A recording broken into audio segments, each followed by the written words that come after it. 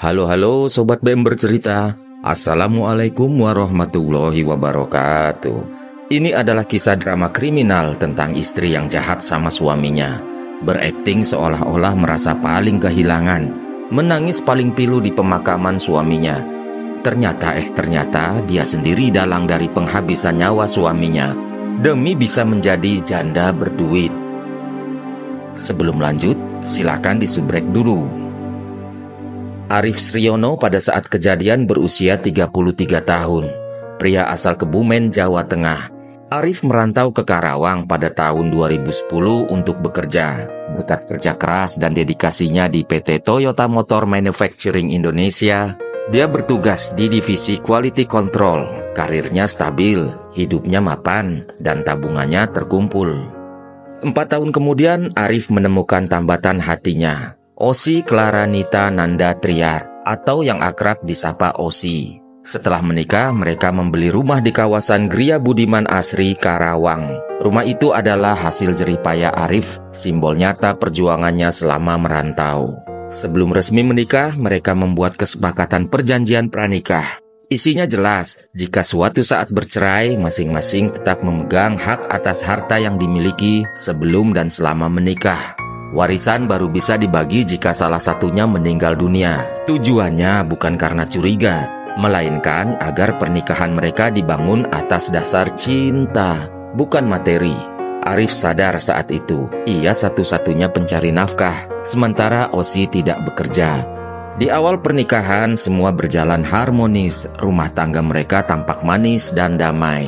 Namun seiring berjalannya waktu, tabiat asli Osi mulai terlihat. Osi sering keluar rumah untuk nongki-nongki dengan kawan-kawannya hingga larut malam.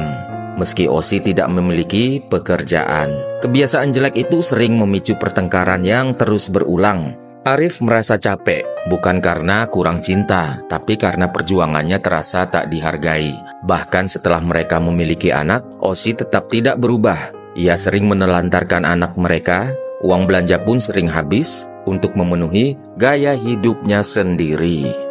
Arif bukan tipe suami yang mudah marah. Dia sudah sering baik-baik menasehati, tapi Osi justru lebih nyolot dan menyerang balik. Menyebut Arif sebagai pria kuper yang tidak bergaul dan memaksa dia hidup dalam kesepian. Padahal Arif hanya ingin supaya istrinya bisa menjalankan peran sebagai ibu rumah tangga yang baik demi kebaikan anak mereka. Namun harapan itu hanya zong. Dari hari ke hari hubungan mereka semakin dingin. Dan saat kepercayaan mulai hilang, Osi mulai berkhianat. Osi menjalin hubungan gelap dengan pria berinisial W, atau yang kita sebut saja Wawan. Semuanya tertutup rapi hingga saat Arif sedang dirawat di rumah sakit akibat penyakit ginjal yang telah lama dideritanya. Ia ditemani oleh ibu, ayah, dan adiknya yang bergantian menjaga di rumah sakit. Saat dalam rawat inap dan dalam kondisi lemah, Osi datang menjenguk. Tapi dia tidak sendirian. Dia datang bersama lelaki lain. Orang tua Arif yang menyaksikan langsung kejadian itu cuma bisa terkejut dan geram. Lelaki yang datang bersama Osi jelas bukan teman, bukan saudara, apalagi keluarga. Tindak tanduk mereka mencurigakan, terlalu mesra untuk dianggap sebagai teman. Begitu Arif mulai pulih, keluarganya memberanikan diri untuk bicara. Dan disitulah segalanya terbongkar. Perselingkuhan Osi bukan lagi dugaan, tapi kenyataan. Bagi Arif ini adalah titik balik.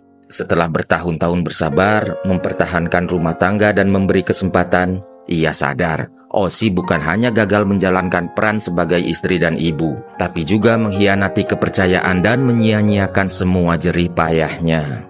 Akhirnya Arif mengambil keputusan besar. Dengan hati berat tapi tekad bulat, dia mulai merencanakan perceraian. Osi sadar dirinya sedang berada di ujung tanduk. Panik, dia tahu jika sampai bercerai, ia akan kehilangan semuanya. Tak punya pekerjaan, tak punya tabungan, dan perjanjian pranikah membuat semua harta tetap milik Arif. Artinya, perceraian sama dengan membuatnya kismin, alias melarat. Dimulailah drama air mata. Osi menangis memohon ampun, berjanji akan berubah. Arif yang masih memikirkan masa depan anak mereka akhirnya luluh. Demi sang buah hati, ia menahan niat bercerai dan memberi satu kesempatan lagi. Tapi di balik air mata itu tersimpan niat busuk. Osi sama sekali tidak berusaha memperbaiki rumah tangga. Dia berpura-pura tobat demi harta Arif. Dan saat menyadari satu-satunya cara mendapatkannya adalah Arif harus meninggoikan dunia. Niat jahat tumbuh. Tahun 2023 menjadi titik gelap. Osi mulai menyusun rencana licik untuk membunuh suaminya sendiri. Bukan karena benci, melainkan demi warisan. Masalahnya, Osi bukan pelaku kriminal. Dia tidak tahu caranya melakukan pembunuhan tanpa terungkap. Dia mencari teman. Hingga akhirnya pada 24 Desember 2023, Osi melibatkan orang yang sangat dekat dengannya. Adik kandungnya sendiri, Pandu, 19 tahun, montir bengkel motor. Awalnya Pandu kaget mendengar rencana kakaknya. Dia menolak bukan karena hati nurani, tapi karena takut.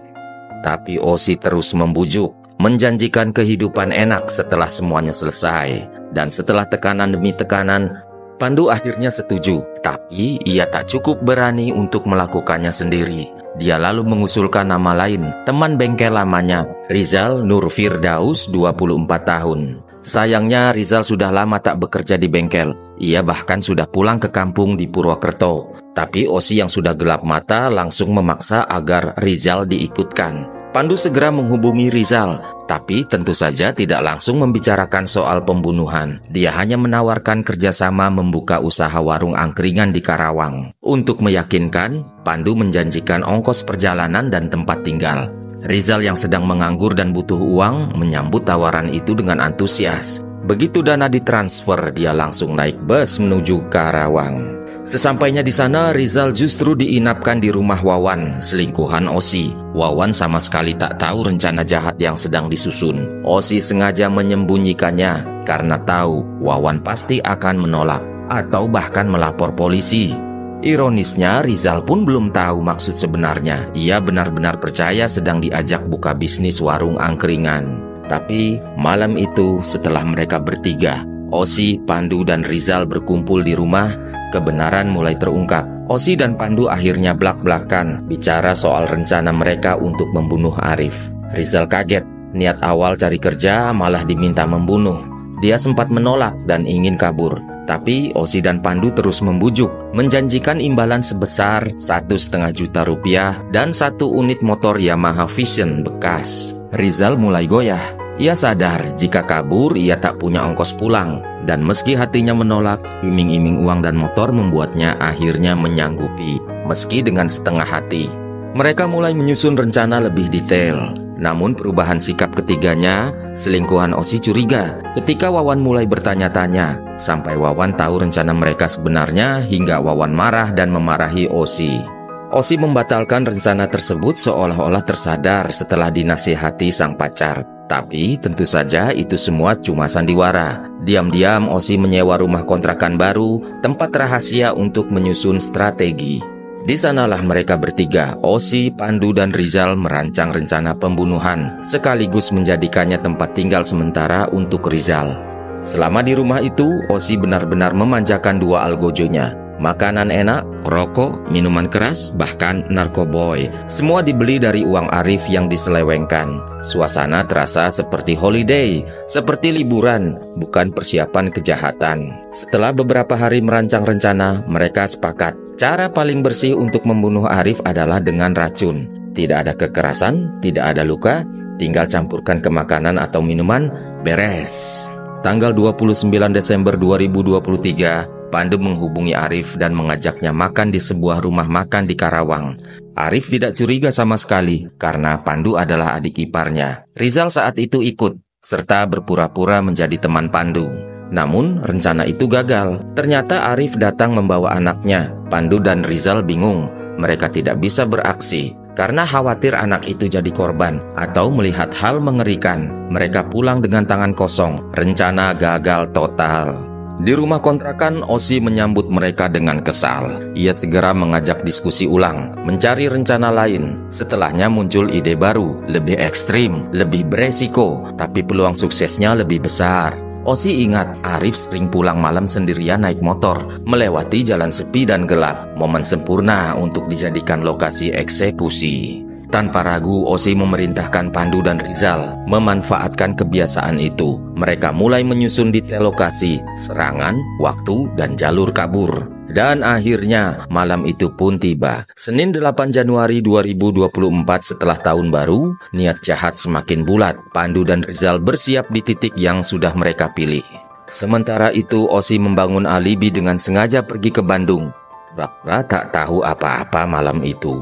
Di malam kejadian, jam 11 malam, Pandu dan Rizal mengendarai motor milik Osi menuju lokasi jalan irigasi di Dusun Pasir Panjang. Jalan itu sepi, gelap, dan jauh dari pemukiman. Begitu sampai, rencana dijalankan. Pandu mematikan mesin motor, mendorongnya ke pinggir, berpura-pura mogok. Pandu lalu menelpon Arif dengan suara cemas. Ia bilang motornya mogok dan minta bantuan. Lokasi dikirim lewat pesan. Arif yang baru pulang kerja langsung meluncur. Ia sama sekali tidak curiga karena itu adik iparnya sendiri. Tentu ia bersedia menolong. Tengah malam, Arif tiba dengan motor Visionnya. Arif mendorong motor Osi yang dikendarai Pandu dengan cara di-stut atau mendorongnya dengan kaki sambil membonceng Rizal. Di saat tengah mendorong motor Pandu yang mogok, Rizal yang duduk di belakang langsung menikam leher Arif. Arif sempat berusaha menangkis hingga terjatuh dari motor, tetapi serangan tidak berhenti. Pandu ikut menyerang Arif menggunakan celurit. Walau masih berusaha menangkis dan melawan, sayangnya Arif yang kesakitan akhirnya tidak berdaya. Ketika sabetan celurit Pandu menebas dada dan perutnya, hingga Arif ambruk dan akhirnya kehilangan nyawanya. Menghembuskan nafas terakhir di tempat yang sepi, dingin, dan gelap. Setelah memastikan Arif tewas, mereka merampas motor Vision milik korban. Motor itu diserahkan ke Rizal sebagai bonus atas jasanya. Tanpa rasa bersalah, mereka meninggalkan jasad Arif begitu saja di tepi jalan irigasi. Ketika Pandu dan Rizal kembali ke rumah kontrakan, Pandu segera menghubungi Osi yang masih berada di Bandung. Osi berkata, "Bagus, sekarang kasih uang 1,5 juta ke Rizal. Suruh dia pulang ke Purwokerto, bawa motor Arif, dan buang celuritnya." Osi berlaga seperti ketua Lady Gang Mafia, tanpa rasa takut, tanpa rasa bersalah, seolah membunuh suami sendiri hanyalah tugas kecil yang harus diselesaikan. Keesokan paginya sekitar jam 9, Rizal berangkat meninggalkan Karawang mengendarai motor Vision milik Arif, motor yang masih menyimpan jejak tragedi. Di wilayah Tegal, dia hampir saja terkena razia dan berhasil kabur. Rizal sempat berhenti sejenak di dekat Sungai Serayu. Dia membuang celurit yang masih bernoda, lalu melemparkannya sejauh mungkin ke sungai. Bukti utama itu pun tenggelam di Sungai Serayu. Sementara itu, di Karawang, semuanya baru saja dimulai. Subuh itu, warga yang melintas jalan irigasi dikejutkan pemandangan mengerikan. Tubuh pria tergeletak di pinggir jalan, helm masih terpasang, tapi motornya tak ada. Awalnya warga mengira ini korban begal. Laporan segera masuk ke polsek setempat. Tak butuh waktu lama, polisi datang dan mengamankan lokasi. Tubuh itu akhirnya dikenali sebagai Arif, warga Karawang, suami dari Osi. Luka-luka di tubuhnya menunjukkan Arif adalah korban pembunuhan. Tubuh Arif dievakuasi. Awalnya polisi menduga ini kasus pembegalan. Motor hilang, tubuh ditinggal, semua cocok dengan kejadian pembegalan pada umumnya. Namun, penyidik di TKP mulai curiga saat jenazah diperiksa, ditemukan 5 luka tusukan. Ini bukan sekedar melumpuhkan, tapi eksekusi. Sambil memastikan identitas, polisi menghubungi pihak keluarga. Tak lama kabar duka itu sampai ke telinga Osi yang baru saja pulang dari Bandung. Dia menunjukkan reaksi dramatis dengan tangis yang histeris. Tapi penyidik mempunyai opini lain terhadap kasus ini. Ini bukan pembegalan dan ada motif lain. Pelaku mungkin sudah mengenal korban. Penyelidikan diperluas. Polisi menggali latar belakang Arif dan disinilah informasi rumah tangga Arif dan Osi yang berkonflik didapat. Mereka sempat hampir bercerai, bahkan konflik sudah menjadi pembicaraan tetangga sekitar. Osi dipanggil untuk diperiksa. Meski tampak sedih, jawabannya berputar-putar. Ia gugup dan tampak menyembunyikan sesuatu. Ketika penyidik mengajukan permintaan otopsi demi memastikan penyebab pasti kematian Arif, reaksi Osi justru sangat keras menolak. Ia menangis histeris, menolak jenazah suaminya diotopsi. "Dia sudah kesakitan waktu kejadian, Pak. Tolong jangan sakiti dia lagi." "Bu, Ini penting, kalau kita tidak lakukan otopsi sekarang, nanti saat sidang bisa saja diminta pembongkaran ulang. Itu justru akan jauh lebih menyakitkan. Bapak tidak tahu rasanya gimana, Pak. Bapak enggak ngerasain kehilangan saya, jawab Osi sambil terus menangis. Alasannya terdengar emosional, tapi tidak masuk akal. Yang lebih mencurigakan, hanya Osi satu-satunya anggota keluarga yang keberatan. Sementara anggota keluarga lain justru ingin agar kasus ini diusut tuntas. Penolakan membuat penyidik yakin ada sesuatu yang ingin disembunyikan. Dan sejak saat itu, sorotan penyelidikan mengarah kepadanya. Kecurigaan polisi kian menguat setelah melihat rekaman CCTV di sekitar lokasi kejadian. Dalam beberapa rekaman pada saat kejadian, tampak dua lelaki mengendarai motor menuju TKP. Salah satunya bahkan terekam tanpa helm. Wajahnya terlihat jelas, meski hanya satu cuplikan rekaman. Polisi menunjukkan salah satu wajah itu ke pihak keluarga. Reaksi mereka mengejutkan. Wajah tersebut sangat mirip dengan Pandu, adik kandung Osi. Pandu langsung dipanggil untuk dimintai keterangan. HP Pandu dan Osi disita untuk penyelidikan lebih lanjut. Meski semua histori chat dan panggilan sudah dihapus, tim forensik berhasil memulihkannya dan dari situlah polisi berhasil membuat sebuah kesimpulan. Ternyata malam sebelum pembunuhan, Osi dan Pandu berkomunikasi intens. Isi pesannya mengungkapkan bahwa Osi mengarahkan eksekusi. Keduanya diinterogasi. Awalnya Osi tetap bertingkah seperti istri yang kehilangan dan berduka. Tapi ketika Pandu mengaku dan membeberkan semuanya, Osi tidak bisa mengelak. Ia akhirnya mengakui semuanya, bahwa ia adalah dalang dari pembunuhan suaminya sendiri. Keluarga Arif terpukul. Wanita yang menangis-nangis pilu di pemakaman ternyata adalah otak di balik tragedi berdarah ini. Cinta, harta, dan sandiwara. Ternyata semua rencana mengerikan ini berakar dari satu hal, harta. Dalam perjanjian pranikah yang mereka buat jika bercerai, Osi tak akan mendapatkan sepeser pun dari harta Arif. Tapi jika Arif meninggal, seluruh harta akan diwariskan padanya sebagai istri sah. Plus uang asuransi yang bernilai ratusan juta rupiah. Dan itulah yang mengubah cinta menjadi rencana jahat. Tak ingin keluar dari pernikahan dengan tangan kosong, Osi memilih jalan pintas menghabisi suaminya sendiri. Namun saat ditanya lebih jauh, Osi mencoba mengelak. Ia menyebut sudah lelah sering dimarahi Arif, ditegur karena suka keluar malam, tak peduli rumah tangga, tak mengurus anak. Ia mengaku ingin merdeka, bebas, kaya, dan menjadi janda berduit. Setelah Pandu mengaku, nama satu orang lagi terungkap, Rizal, sang eksekutor. Rizal yang sempat kabur ke Purwokerto, akhirnya pada 18 Januari 2024 keberadaan Rizal terlacak. Dia ditangkap dengan sebuah timah panas di kakinya. Kepada polisi, Rizal mengaku mendapat uang sebesar 1,5 juta rupiah dan sepeda motor bekas milik Arif.